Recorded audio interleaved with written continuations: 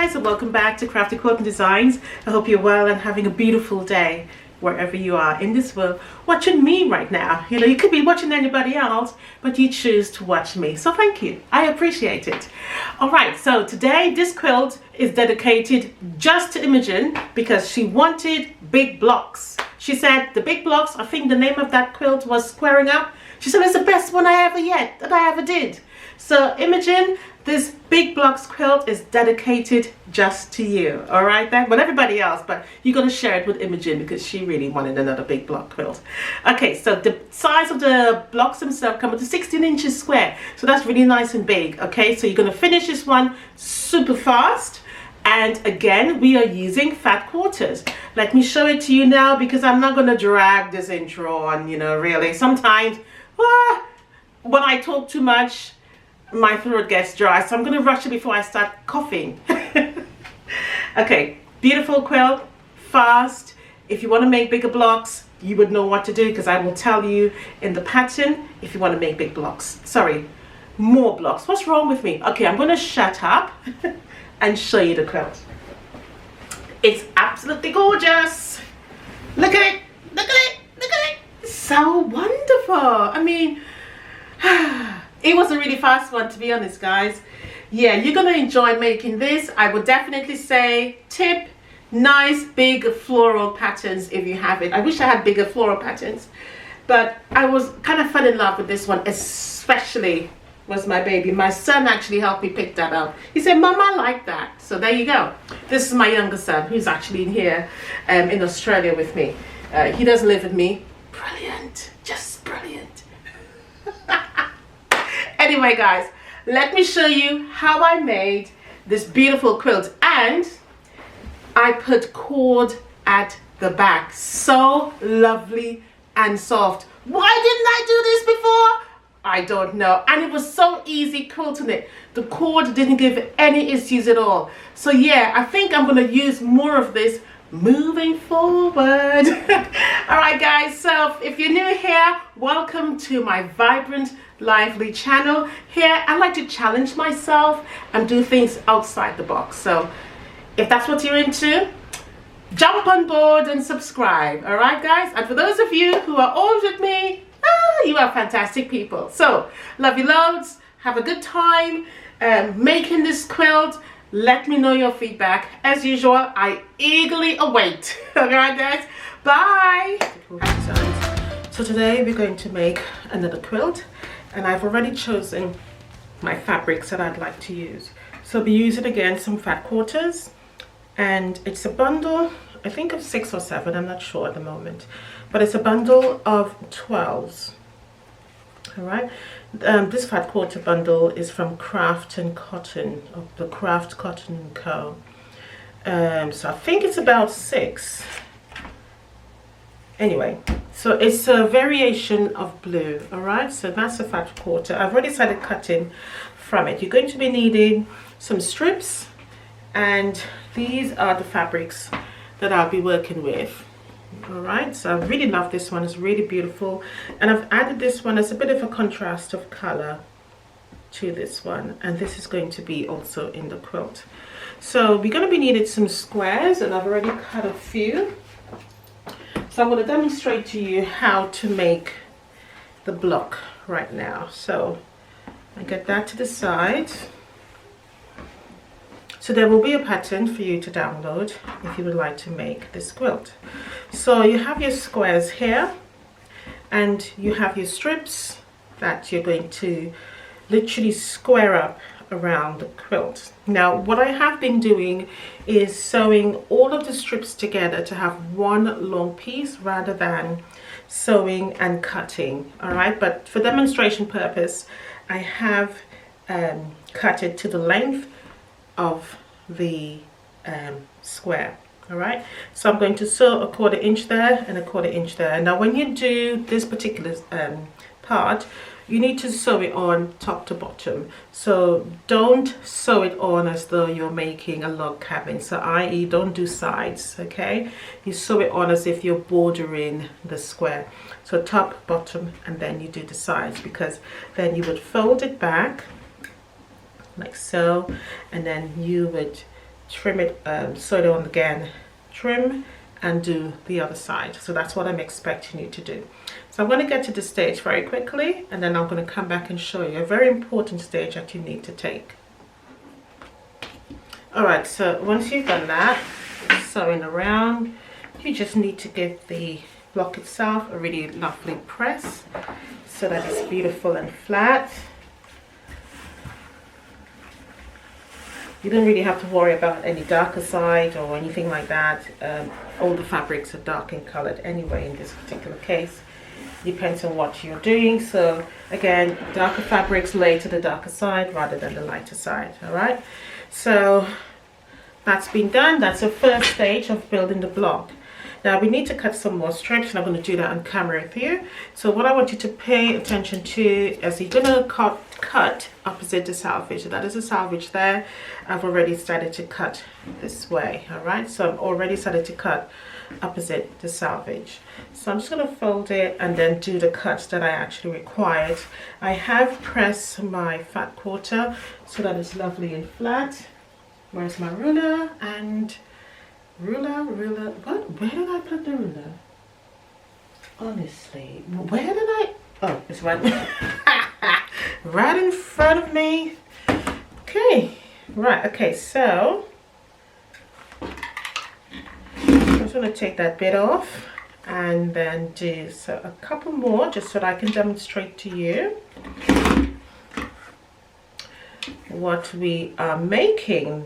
Now, it's a very simplistic block. It comes up to a really large size, so it's another large block quilt, and this one is inspired, I think it's for Karen. So Karen, you have inspired, is it Karen? I think it is Karen. Karen or Imogen said to me that they liked big blocks. So this one is for you. So I've cut a little bit more there. So what we're going to do now is, from that blue fabric that I showed you, we need some squares for that one, and I'm going to cut it in half.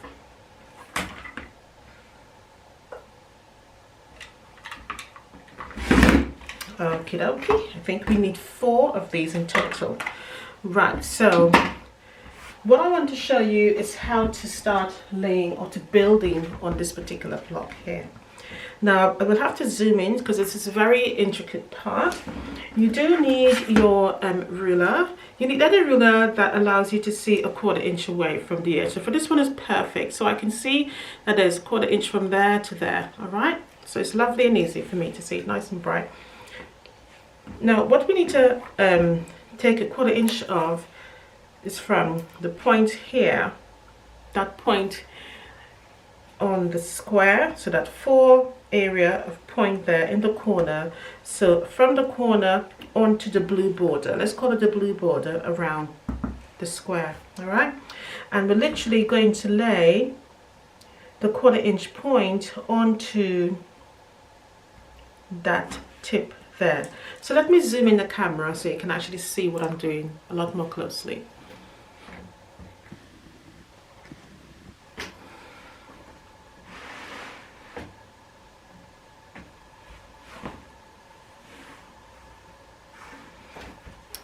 Tiny touch closer.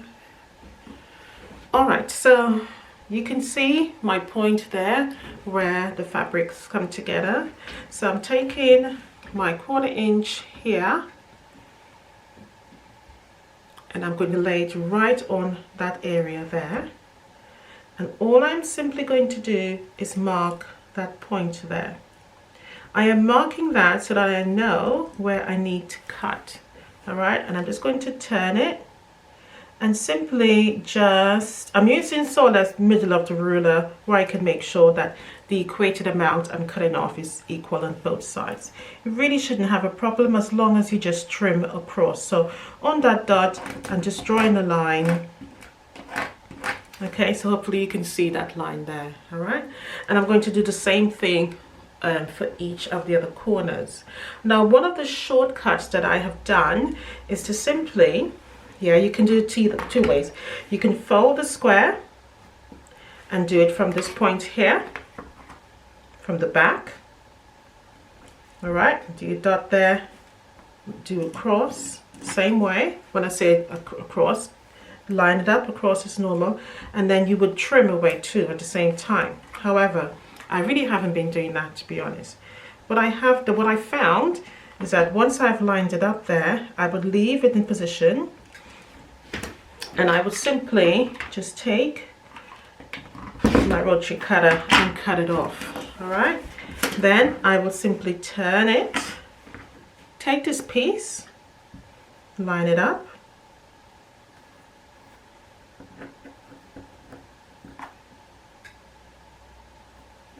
I'm just making sure it's lined up properly. And all I'm going to do is take my ruler, put it back right there where it meets, and I'm simply going to cut it off. All right, and then I'll turn the block yet again and do the same thing. So it just saves a little bit of time. Well, to be honest, I don't think it does. It's just one way, another way of doing it. You can just go around and simply mark it and then cut it again. Either way, it still gets it cut and the same distance. So I can even see, if I look closely, I can see right here, this line here, this is my 1/4 inch line. It's the same line I've used, and I can see it's right on that point, okay? And I know that when I'm marking, it's there, and I'm simply just going to cut it off, all right? And I'll do the last one. So you can do that. Just line up that fabric again. This ensures that you're simply cutting everything off at the same size, so nothing is larger or smaller. All right, so you're using the first cut as your template to cut around. All right, so okay, so that's done. I can clearly see that I've got 1/4 inches around each of my points, and then when I sew again, I wouldn't lose anything. All right, now going back to this now. So what we're going to do is to sew on these half square triangles onto, right, excuse the noise guys, I'm making lots of noise today. Let me cut this one in half. I just dropped my glue. I'm usually a lot more quieter when I'm working, but nevertheless. Right, so that is done. Put that to the side. Bring this back. I need my pins. Right, so what we're going to do now is to get these triangles onto this area here. Okay, now I'm not going to zoom back out just yet. I want to make sure that you can see what I'm doing. So what I'm going to do now is to fold this in half and just finger press. Open it back out, fold this again. The usual that you would do when you're trying to find the middle point of anything, you fold and you finger press. I'm just going to line it up there. Okay, there's always a few ways of doing things. You can make sure that the point is lined up in the middle of that crease line. You can also make sure that whatever hangs off at the side there is equated. All right, that's just my iron. It comes off if I haven't used it. So I'm going to take a pin and just pin it down there. All right, so the next one, I'm going to do the same thing. However, I'm not going to fold this one. What I am going to do is just line it up. And one of the ways I double check is to make sure that these 2 points here are literally opposite each other. So I'm just going to move this one over a touch so I can see that it is nicely centered there. And yet I'm going to put a couple pins in. I'm only putting the pins in so that once I get to the sewing machine, I don't have to move it again. It's already in place. I've already done my measurement and, you know, fiddling about with it. So I don't want to do that a second time. So I'm going to turn it again, do the same thing. For this one now, I would fold it again, finger press. Just make sure it's nicely equated on each side. Or you can use your iron, whatever makes you happy, as long as you put a line there that you can see where you're going. And I'll do it for this one because it's the start. And put it right there yet again. and add another pin.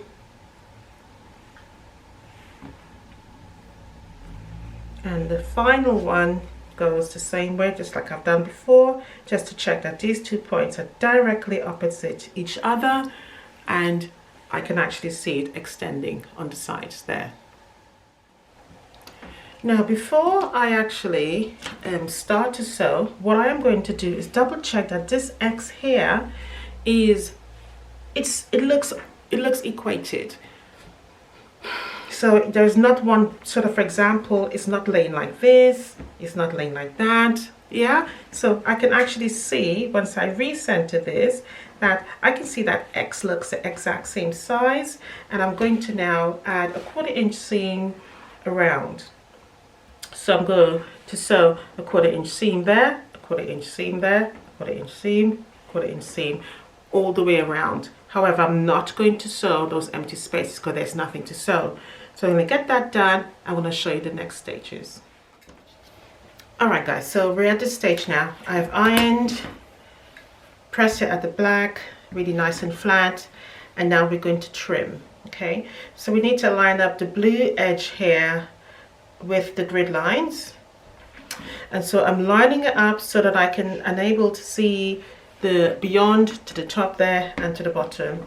That's so that I can enable to see that I'm cutting lovely and straight onto the blue triangles. All right, so those half square triangles. It's very important that you line up here. Make sure here is nice and straight, and then you can trim off the excess. Okay. I'm going to turn it yet again and do the same thing. Line up on the grid lines on your mat. It doesn't matter if the block looks shifted, that's unimportant. What's important is that this line here remains straight on the grid line. Okay, and again, ensure that you can see above and beyond both of the half square triangles. Let's do another one.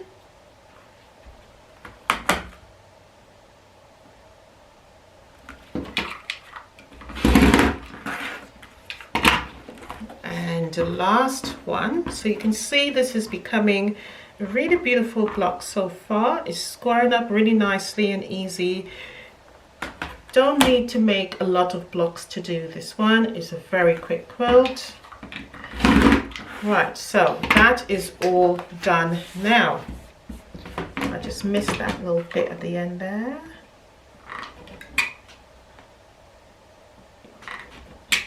Right, lovely.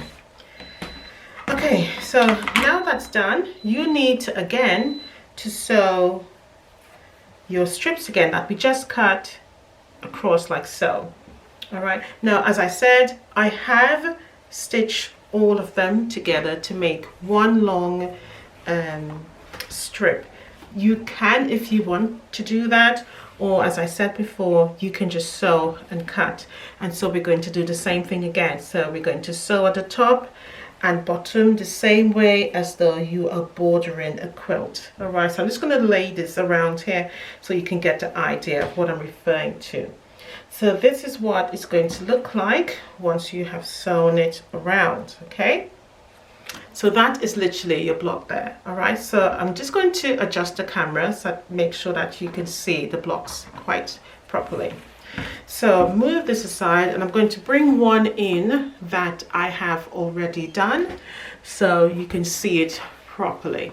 All right, so this is one here. As you can see, it's a different fabric in the middle, and I have used a darker one on the border of the blocks. Okay, so I've bordered the blocks with the same. Okay, right, so we're going to go to the layout now, and I'm going to show you how I intend to lay this out, and we'll take it from there. So very quick, very simplistic, but also looks very appealing. Whatever fabric you use here, make sure it's a fabric that's really focused. So let's call this a focus fabric, meaning that you can actually see the print. It's beautiful, it stands out. Even these ones here, those fat quarters, helps to frame that. Okay, notice I've chosen something a little bit more lighter. The reason being is so that the darker here can really frame the focus fabric, so it really pops. All right, so it's a bit like a 3-yard quilt, if you know what I mean. Okay, so you have your focus, your background, and your fabric that outlines the absolute block. All right, so let's go to laying this out now. All right, so all the blocks are ready now. I have made 9 blocks all together, and so we're going to lay them out. So I have done 5 of this one and 4 of this one. You can choose to do whatever you want when it comes to designing yours, but this is what I have done. So I'm just going to lay them out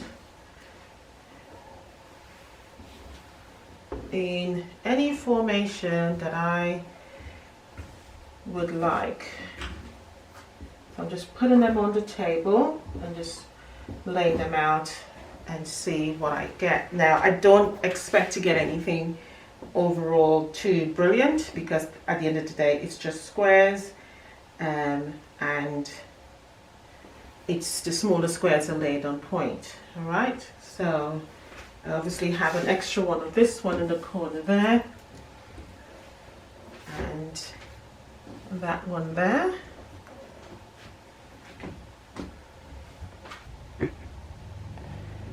Okay, so that is what I have done. I've just put them out. Now, looking on the screen, it looks really lovely. I do love it. The colors, looks absolutely beautiful. But I think it's a little bit offset in the sense that it's not a bit balanced with the 4 and 5. So I'm going to move it about a bit. So I'm just going to swap possibly. I'm just going to swap. I'm going to move this one, put that there, and I'm going to move this one, I think, and no, I'll leave this here, and I'll move this one, put this here. So I think I'm just giving myself more confusion. That one there, and move this one, put this one there. Right, so if I do 1, 2, 3, 4, I'll still get the 3 in the middle there. I can do 1. I'm trying to work it out here. 1 in the middle, so I have 4. So I have 1, 2, 3, 4. So if I do that, there, and that there, I'll leave that there. Okay, that looks all right. So I've put the 4 on the end of the dark blue on the end. So that's one way. Or I could simply, I think I prefer to have the blues in the middle rather than have the 1, 2, 3, 4 there. So I think I will, let's see, if I swap this one here, put this one here,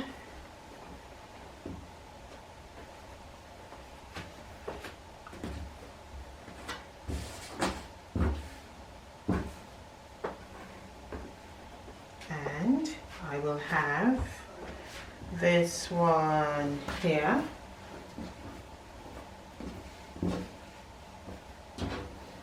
and then swap this one here. So what I have done is then keep that in the middle and have 1, 2, 3, 4 there, which I think I am happy with. Yeah. Okay guys, so I've made a strip set here of 1, 2, 3, 4, 5, 6. Okay, you can add more variations of color if you wanted to. For the borders, I've added a bit strip of white in here just to tone it down and balance it off. Now what I am doing is cutting this at a slant 2 inches, and I'm using the lines on the mat here. So this line that runs all the way through on the mat, so that's your 45-degree line. Okay, so it's 2.5 inches. So every mat has that, and all I'm doing literally is lining it up at an angle, and I'm cutting it to 2.5.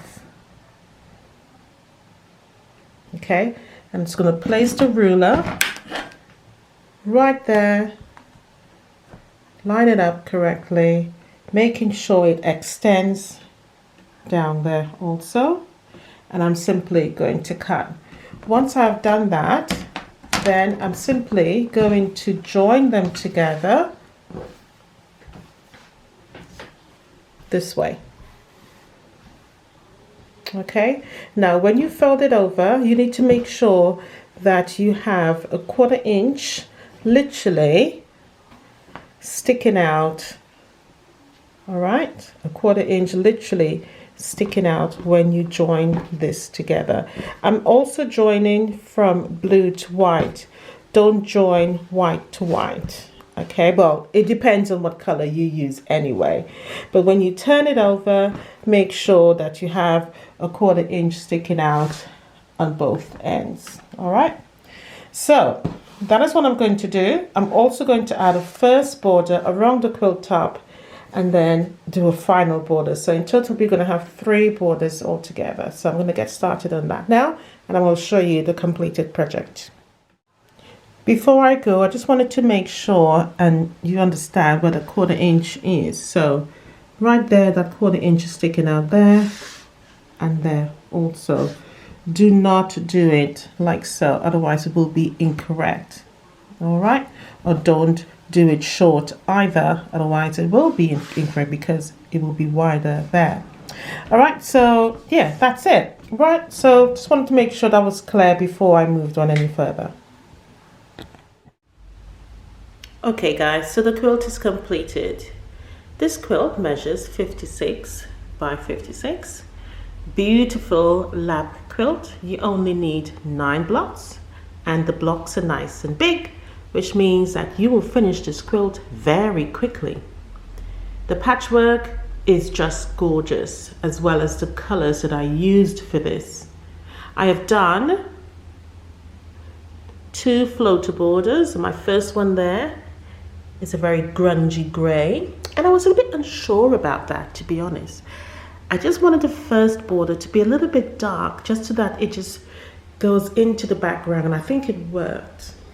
I also use some of my fat quarters to do this piece border here, and obviously I showed you how to do that.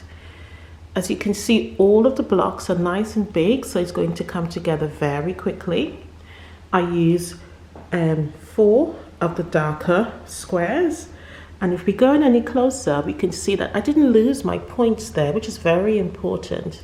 So you're basically making a diamond on point or a square on point that's framed out individually, but looks really nicely.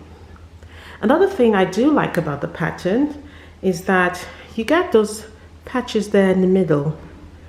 It looks like a little 5 patch. And then you get that little diamond shape there. Really lovely, really, really nice.